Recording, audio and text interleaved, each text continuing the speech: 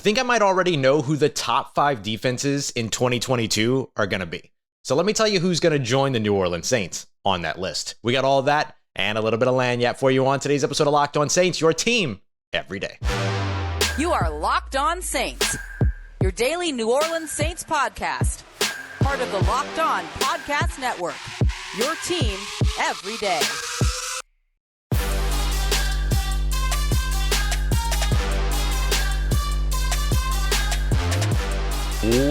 What is good, Who Dat Nation and Who Dat family? Welcome into another episode of Locked On Saints, your daily podcast covering the New Orleans Saints, part of the Locked On Podcast Network, your team every day. Thanks so much as always, making Locked On Saints your first listen of the day every day. Don't forget that we're free and available on all podcast apps and on YouTube as well. And I'm your host, Ross Jackson, at Ross Jackson Nola on Twitter, your New Orleans Saints expert, credentialed member of the media, CrescentCitySports.com, USA Today's Saints Wire, Tuesdays in Locked On NFL, and here with you every single Monday through Friday on Locked On Saints. In today's episode of Locked On Saints is brought to you by our friends over at Elias. They have an app now that lets you access team and player stats and head-to-head team comparisons. Get yourself the edge this NFL season. Find Elias Game Plan in the App Store or Play Store today. On today's episode, we're going to take a look at the 6 players you're going to want to keep an eye out on in tonight's matchup. Yes, it is a New Orleans Saints black and gold game day, but first, y'all, I think the New Orleans Saints are going to be a top 5 defense this year. And I know that because I think I might already know who the top 5 defenses are going to be, at least as of August 19th, right? We'll see what happens once the season actually goes on, health permitting, all those other things, or, what quarterback ends up having some amazing year and disrupts maybe some of the teams that are in this division. But I think in no particular order, the 5 best defenses this year, including the New Orleans Saints. So we'll just put the New Orleans Saints on the list right now. I'm not necessarily they're going to be number 1. I'm saying that they're one of the 5. The New Orleans Saints, the Green Bay Packers, the Denver Broncos. I also think that joining that list would be the Tampa Bay Buccaneers and the Los Angeles Chargers. At least on paper, the Los Angeles Chargers have one of the most talented defenses in the NFL. The issue here is that you've got the Saints and the Bucs that are in the same division. You've got the Packers, who are all by themselves up in the NFC North, and then you have the Denver Broncos and the Los Angeles Chargers that are all in the same division as well. And so the only one that doesn't end up cannibalizing each other or have somebody within the same division that will cannibalize the other is the Green Bay Packers. So that's one of the reasons why you might see the Green Bay Packers often considered going into 2021 as one of the, let's say, top 3 teams, top 2 teams in the NFC. And of course, everybody's picking the Bucs as well. But I think the Bucs might have a little bit of a drop off over in the offensive side, especially with all the interior offensive line questions that they have. Tom Brady's away, either filming The Masked Singer or not filming The Masked Singer. Nobody knows. But if that is the truth, hysterical. There's just so much happening over there in Tampa right now. But for the New Orleans Saints, it's very clear. And even just watching the Green Bay Packers over the course of those joint practices, that we've learned enough now to have a lot of confidence in this New Orleans Saints defense. As I mentioned, health permitting, always the biggest X factor with all of these types of conversations. We know that, but it doesn't mean that you can't be confident that if everything plays out the way that you expect it, Tyrann Mathieu and Marcus May get their chemistry and get to gelling quickly. Marcus May misses some time probably in the 2022 season, earlier better than later. You have a defensive line that's looks like it's super disruptive. Cam Jordan's looking outstanding so far, not just in practices against his own teammates, but also had 2 back-to-back sacks on Aaron Rodgers and the starting offensive line for the Green Bay Packers, an offensive line that they do expect to get better once David Bakhtiari shows back up, but they don't really know. But either way, what you have right now is still an NFL offensive line and probably along the lines of what you're going to see on a regular basis across the NFL. I think sometimes there becomes this misconception about, can that player do that? Can Cam Jordan be impactful against the NFL's best offensive linemen? The issue with that line of thinking is that on average, Cam Jordan is not facing the NFL's best offensive lineman. Cam Jordan might face the best NFL offensive lineman that he has faced at any point throughout a season, once a season, right? One of them is better. Maybe you see him twice a season if you consider that person in the same division, right? Which would be the case for other pass rushers. But for Cam Jordan, he's not going to see the most elite offensive lines or the most elite offensive tackles 17 games in a row. So that line of thinking of, he can do that against the second string player for the Green Bay Packers, or he can do that against, this string player for the Houston Texans. I know he didn't play in that game, but you understand where I'm going here. That's on average probably about the talent level that he's going to be facing. Same thing for Marcus Davenport, same thing for Peyton Turner. And then on the interior, David Onyemata, Shai Tuttle, Malcolm Roach, who's looked really, really good so far this week. You're going to hear a little bit more about him on later on in today's show. Kentavious Street. There's a lot of opportunity for that defensive line to be the lifeblood of the New Orleans Saints defense as we expect it to be. Demario Davis telling us the other day in his post-game presser, we believe that the unit doesn't move. The defensive unit doesn't move without the D-line. Dennis Allen highlighting Marshawn Lattimore doesn't get interceptions. Demario Davis doesn't get 100-plus tackles in a season without the work and production of the defensive line, creating pressure, forcing errant throws, eliminating the run game, which forces the opposing offense to then rely on the passing game where Marshawn Lattimore and the secondary eat. And there's the other piece of it too. You have Marshawn Lattimore, you've got Paulson Adebo, who's been outstanding. Bradley Roby has been outstanding. Guy's got 6 interceptions so far throughout camp. You have a second level led by Demario Davis. You have some question marks there, right? The health of Pete Werner, who's behind Pete Werner in terms of that will linebacker, coverage linebacker, off-ball guy. You've got a really solid, strong side linebacker right now in Caden Ellis, who's fantastic in the run game, who Dennis Allen said has the best hands, the strongest hands on the team when it comes to shedding blocks, and has taken some real strides, made some real strides and taken some steps forward. I mixed up my analogies, my walking analogies there, but has taken those steps forward as an off-ball linebacker as well. So yeah, I think the New Orleans Saints are going to be a top 5 defense in 2022 as long as all plays out to plan. On paper, just like with the Los Angeles Chargers, and to an extent, just like with the Green Bay Packers, just like with the Denver Broncos, and just like with the Tampa Bay Buccaneers, they're a top 5 defense. All of those teams are going to have to put it out on the field, but we've also seen those teams produce fantastic defenses in the past. Tampa's had one of the best defenses right along with New Orleans over the course of the past couple of seasons. Green Bay's defense has been right there if they could just get a hold of the run game, which they focused on quite a bit over the course of the 2022 offseason. So they're making those progressions. Talking about an elite Denver Broncos defense is not new. That's not news breaking, right? Like you can absolutely expect that. And just look at the roster in Los Angeles for the Chargers. You could probably throw the Rams in there too, right? They obviously have the best player in the NFL on their defensive line, and Aaron Donald, not just best defender, but in my opinion, the best player in the NFL. They've got Jalen Ramsey on the other side, so they have a lot over there as well. But for the New Orleans Saints, we're not just talking about 2 players. We're talking about several players at all 3 levels of the defense, and that's why the New Orleans Saints should be a top 5 defense in 2022. All right, y'all, coming up next, we're going to get into our 6 players that you should be watching in tonight's preseason action. These are guys that have a real opportunity to make some strides for themselves. Going to get my walking analogies right from here on out, I promise. Let me not promise that. I know myself too well. And before we get to that, we're going to start over on the offensive side, by the way, and Ian Book. Is this Ian Book's biggest test yet? Is it his last chance? We'll break all that down as we continue on with today's episode of Locked On Saints. Before we get to that, I want to tell you about our friends over at Dave. Look, sometimes it's nice to just do yourself a favor, right? And sometimes that favor is like doing the laundry, folding the laundry the minute that it comes out the dryer, or if you're like me, you just dry it 6 or 7 times until finally you're like, okay, I guess I got to do this. Or do you, take care of yourself, pre-make all your meals for the week and all that stuff so that later you ends up feeling the favor from earlier you. And so you love to do stuff like that. And sometimes you might need to do that by borrowing a little bit of cash. And now you can do that with Dave.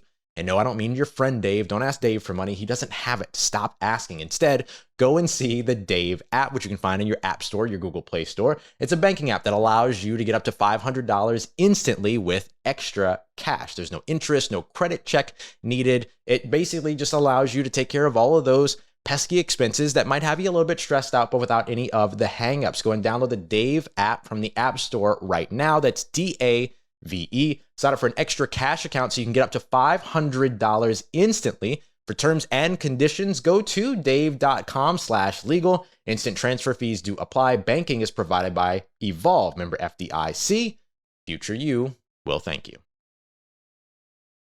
All right, family, continuing on with today's episode of Locked On Saints. Thanks again, as always, making Locked On Saints your first listen of the day every day. Don't forget, Fantasy Draft Week is on the way. So however it is that you play, make sure you're getting all of the latest fantasy draft tips from Locked On Fantasy Football and Locked On Dynasty. Plus, starting August 22nd, we're going to be bringing you daily top 10 lists at each position to help you get ready for draft week. You can check out Locked On Fantasy Football and Locked On Dynasty, available on YouTube or wherever you get your podcasts. Okay, let's take a look at 3 offensive players that you should be looking at and should be watching over the course of tonight's action against the Green Bay Packers, New Orleans Saints preseason game 2 at 7 p.m. Central Time.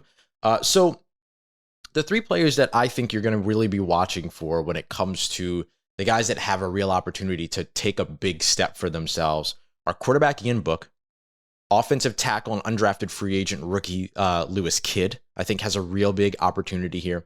And then I debated on this one. So I'm going to say the names that I debated on, but I'll tell you who I picked. You might pick the other. That's okay. I was debating between Lucas Kroll, right? The undrafted free agent tight end. Lucas, stop calling me Nick Ross Kroll. And Tre'Quan Smith. I'm going to pick Tre'Quan Smith here. And the reason why I'm picking Tre'Quan Smith is because another poor performance in a preseason game by Tre'Quan Smith that goes a lot further for him than a not so strong performance or a poor performance by Lucas Kroll, who's going to get another opportunity next week. At this point, when it comes to Tre'Quan Smith, things can get a little tough. So I'm going to put Tre'Quan Smith on the list here. So I think those are 3 players that have the most to gain based upon where they are right now. For Ian Book and Tre'Quan Smith, it's about bouncing back from struggles. For Lewis Kidd, it's about continuing to build on momentum. Dennis Allen highlighted him in his post-game or post-practice presser on Wednesday about him battling through all the reps that he got. Remember, Ryan Ramczyk, who normally plays right tackle, starts at right tackle for the Saints, was not at practice on that day. Landon Young, who's usually the immediate backup right tackle, he was present but not participating. You had out there on the field James Hurst playing right tackle, and then you had Trevor Penning playing left tackle. That's the way the Saints started their practice. But then James Hurst came off the field, and then Trevor Penning came off the field, and then Sage Doxter came off the field with Lewis Kidd at right tackle before Trevor Penning came back in at left tackle. So with that being the case, you saw a lot of opportunity there for Lewis Kidd, and he impressed. He took advantage of all those snaps that he was given and played very well. Did what he had to do. He battled through. Judging the quality of performance doesn't really matter in that situation, but really just his ability to go in there, know the playbook, be able to do what he's got to do, and battle through those reps, it drew him some praise from Dennis Allen. Okay. I've done enough not talking about Ian Book. I'm sorry. I kind of want to just preface those guys, and I got a little bit into it. So sorry, bad structure. Ian Book is a player that did not have the strongest performance last week. Now, 2 plays would have changed everything in terms of the way that we talked about Ian Book's performance in his matchup against the Houston Texans. And neither of them had anything to do with him. The first one was the Tre'Quan Smith drop touchdown. Tre'Quan Smith catches that touchdown. We're talking about things a little bit differently. The other one was the Abram Smith fumble in the red zone. Abram Smith holds on to that ball. All of a sudden, Ian Book led a touchdown drive. Abram Smith holds on to that ball but doesn't get to the end zone. Ian Book throws a quick slant for a touchdown on the next play on like the 2-yard line. Then we've got a couple of touchdowns there for Ian Book, right? So we're just having a different conversation about him at that point. Or a couple of opportunities for touchdowns in those situations. So we would just kind of be talking about his day a little bit easier now, or a little bit differently. Now, of course, not throwing the interceptions, not having the fumble issue or not throwing the 1 interception. I apologize. And then not having the 2 fumbled snap exchanges. Then we're also talking about the day much differently too. Dennis Allen said the ball was on the ground a lot more than we would like for it to be. You had a Dwayne Washington fumble. You had the Abram Smith fumble, which turned into a turnover. You had the early fumbled snap exchange from, I believe it was Nick Martin and Ian Book. And then you had which did not result in a turnover. Then you had the later fumble exchange, which did result in a turnover. So you had your 3 turnovers there, or you had 2 turnovers of your 3 there. So those things go a little bit differently, but just those, obviously you're talking about it different, but even plays that really weren't even impacted by Ian Book, if those go differently, maybe we're talking about his day as being a little bit more like middle of the road, right? And then you're still looking for a good performance from him going into this weekend. Now, he has seen this Green Bay defense over the course, a lot of this Green Bay defense, because Jameis Winston hasn't been getting snaps, so it's just been Ian Book and Andy Dalton. So can he then take that and translate that into a good performance going up against the Green Bay Packers this weekend? We spoke on earlier this week, Demario Davis mentioning that the sort of split focus you have to have in terms of getting, doing these joint practices and getting ready for an opponent on Friday, but also looking ahead to the regular season. Ian Book right now is probably paying a little bit more attention to the performance this weekend, or the game this weekend, than most other players, because he got the opportunity to see this defense over the course of those two joint practices, and now he's going into this game. And so I mention that because if he ends up having a nice game against the Packers, it helps that he had the two joint practices against them to get him ready for that. But that's a good thing. He's learning from what he saw over the course of practice and study, and then translating that out onto the game. That's a little bit more like what it is to get ready for an actual regular season game, than it is for, a preseason game where, you've never seen the players. There's no tape to watch on the third string players throughout 2021 to get ready, things like that. So it's just a little bit more akin to having like actual film study on a preseason opponent. So that would be really good and tell you a couple of good things about Ian Book. His ability to rebound. It's a big one, right? Respond. B, his ability to get ready for, right, the preparation for the opponent. And then C, whatever you learn about him in that specific bounce back performance, right? Is his bounce back performance based on his ability to dice up a defense with short, quick, accurate passing? Or is it a little bit more risk taking? Or is it risk aversion, but still taking advantage of big moments, capitalizing on mistakes, right? Then you learn from all those things. If he doesn't have the greatest performance, then you start to question about whether or not the Saints are going to keep 2 or 3 quarterbacks. I think you're already asking that question, but I think that the question looms a little bit larger. This is a point where Ian Book isn't just playing for positioning on the roster. He's potentially playing for a roster spot based on not really just him. It's also just based upon the way that the numbers might shake out on the roster, knowing that you have an emergency quarterback built in at a different position, taking up a roster spot somewhere else. So do you dedicate a third quarterback roster spot? You have to convince them to do so. And I know Ian Book would love to do that. As for Lewis Kidd, and as for Tre'Quan Smith, as we discussed for Tre'Quan Smith, it's about a bounce back, right? You've already got 4 out of 5, maybe 6 off wide receiver spots taken up. You might even say 5 out of 5 or 5 out of 6. Plug in Marquez Callaway there already. Dennis Allen highlighting 6 receivers, paired them up all into 3 different groups. Your speed guys in Olave and Hardy, your physical guys in Thomas and Landry, and then your dirty work guys in Marquez Callaway and Tre'Quan Smith. So there's your immediate competition. You got to go out there and show you can do more of the dirty work than Marquez Callaway can, right? And then you're talking about a roster spot. Otherwise, you might not be talking about a roster spot. Lewis Kidd, I think you're either looking at an opportunity to land on the 53-man roster based upon what you're seeing, right?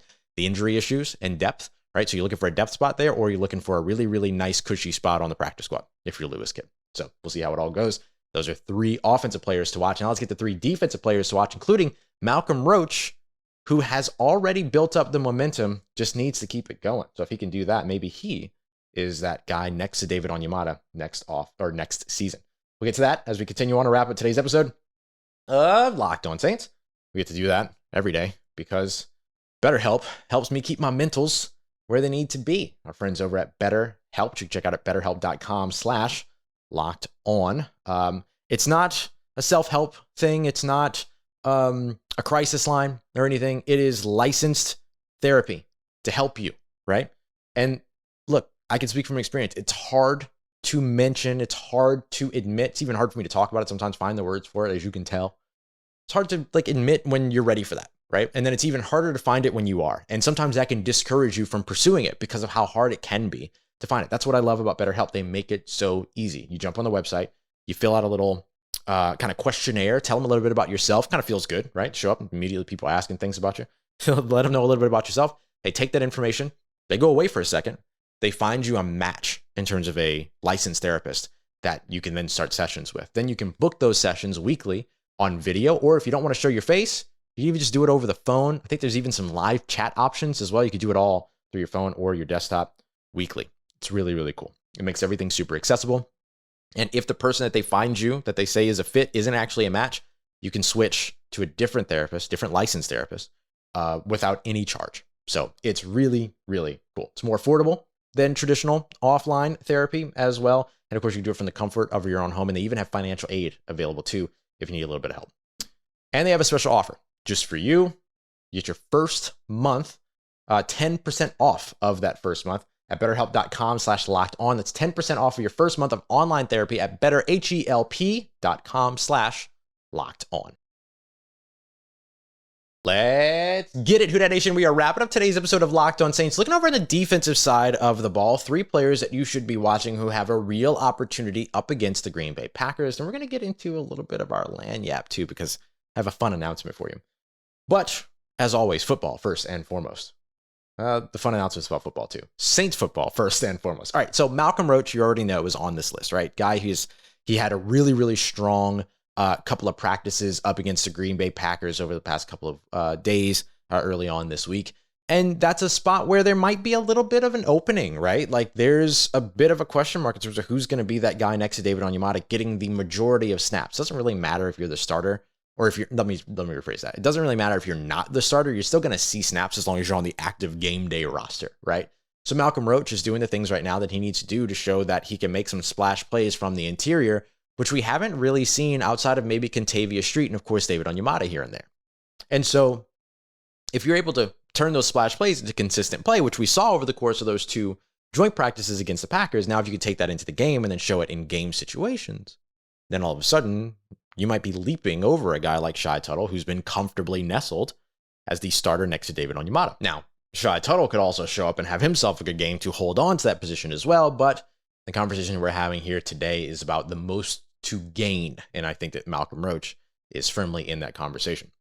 Speaking of most to gain, keeping up your momentum from last week, if you had a good week, can help you hold on to a roster spot. Chase Hansen, New Orleans Saints linebacker, former Utah Ute, one of the many Utah Utes that have been on this New Orleans Saints roster, absolutely has that opportunity. And also, looking over in the secondary, you're looking at a guy like Justin Evans, who has an opportunity to continue his as well. So that's going to cap off our list of 3, Chase Hansen and Justin Evans. For both of these guys, what are you trying to earn? What do you have to gain? A whole roster spot, an entire job, right?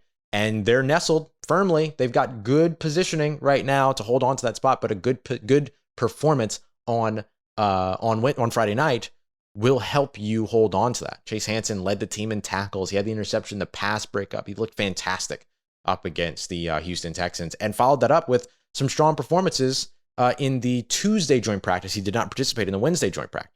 Now, hopefully he's able to be out there on Friday, and that when Wednesday's non-participation wasn't foresight to him not being able to participate Friday, so we'll have to see. But if he's out there on the field, number 40, he has a real opportunity to have another great performance and be able to solidify a roster spot for himself. Because as we've discussed ad nauseum here on the show, linebacker, there's a lot of opportunity there for some of these guys to find their roles and find their spots on the roster.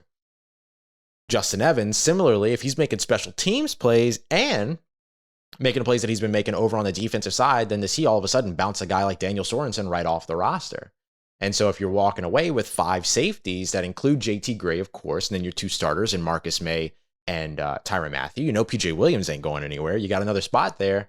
Bryce Thompson, unfortunately, had the lower leg injuries and is now on injured reserve, and so he's done. Justin Evans, the door is wide open for him. He's just got to keep the other, more wily veteran off the roster or out of the way. And he has an opportunity to do that, but he's got to show that he has that value on special teams. We saw some of it Tuesday and Wednesday. He was getting some special teams reps, Justin Evans was, and he dang good with them, particularly as a jammer. Guy is physical. He's a bully. And so you love it. Now, can you do it in game action under the lights and solidify that spot for yourself? So Malcolm Roach, Justin Evans, interior defensive lineman, Malcolm Roach, who wears number 97. You'll be watching number 30 and number 40. Number 30 is Justin Evans, the safety, number 40, linebacker Chase Hansen. I'm going to give you one extra guy before we get to today's lanyap. Number 89, Weber State legend, Rashid Shaheed. I don't know how many opportunities Rashid Shaheed is going to get at receiver tonight. He might get them. I mean, it's not that he hasn't been playing receiver during the course of camp or anything like that. There's just a lot of receivers, right? But we saw him fielding a lot of punts and a lot of kick returns. You don't get to bring those back in practice. You know, I've had some people that have been kind enough to reach out and say, hey, how's the kick return game looking? No idea. And it's not to anybody's fault. It's just that you can't really work kick returns in non-contact practices, right? Like that's such a high injury risk. You're not going to do that. And so you have to figure that out in the preseason. So what we've seen Tuesday and Wednesday is Rashid Shaheed fielding a lot of those punts and kicks. So it feels like they were getting him ready to maybe get his hands out there, get his hands on a couple of punts and kicks, and then get the opportunity to return in game. So either second half kick return or punt returns throughout the game, don't be surprised to see Rashid Shaheed get some opportunities, number 89. And he has a real opportunity to carve himself out and maybe force the Saints to keep an additional wide receiver spot if they feel that his return ability is such that they want him to be the primary kick returner and let Deontay Hardy focus on his offensive role, or they simply just want the backup returner, the second returner on the roster. If nothing else, a good performance in the return game by Rashid Shaheed gets him an opportunity on somebody else's active roster or gets him a very comfortable, cushy spot over on the practice squad. Okay, let's get to today's lanyap. And like I mentioned, it's a little personal. It's still football related, but it impacts you too, because I'm going to be playing in Sunday's New Orleans Media Flag football game, and I can't guarantee that I won't get hurt. You see me sitting in this chair talking to you right now. This is what I do on a daily basis. I'm either sitting in this chair talking to you, or I'm sitting in this chair and I'm writing articles. And so I'm going to get out there and I'm going to play football for the first time in what feels like 32 years. I used to play. It was pretty good. But I'm going to get out there and I'm probably going to be very sore by the end of it. So I'm letting you know this because A, I want you to root for me. B, I want you to pray for me. And C, C, it might impact Sunday's show release. So here's the schedule moving ahead so you know what to look for. Tonight we have the game. Friday night, I'm going to be writing and doing a bunch of stuff tonight. So instead of going live after the game, which you can get, if you want live content, you can get that over at Who Dat Confessional with Deuce Wyndham. On tomorrow morning, I'll do the show. So I'll have a show out for you tomorrow morning recapping tonight's action. Lots of written work you can find over at USA Today Saints Wire. Then on Sunday after practice, I'll try to do a show. They have the big public fan practice in the dome from about 3:30 to 5:30. I'll try to do a show after that. We'll go live and I'll update you with all of it. But I might be really sore. I might be hurt. I might have both of my arms cast. I don't know. But think about me on Sunday if you can. I appreciate y'all so much for being here for another episode of Locked On Saints, making us your first listen of the day every day. Don't forget to go and check out Locked On Fantasy Football, Locked On Dynasty Football on YouTube, or wherever you get your podcast for your second listen today. As always, y'all, I appreciate you so much for making me a part of your day, part of your routine, saying yes to me and the show. As always, if you see me, say hi. And if you need anything else around your New Orleans Saints in between these episodes, make sure you follow me on Twitter at Ross Jackson, NOLA. Hit me up. Learn how the family's doing. Let me know how you're living. Let me know how your mom and them. And trust Who Dat Nation. I'll holla at you.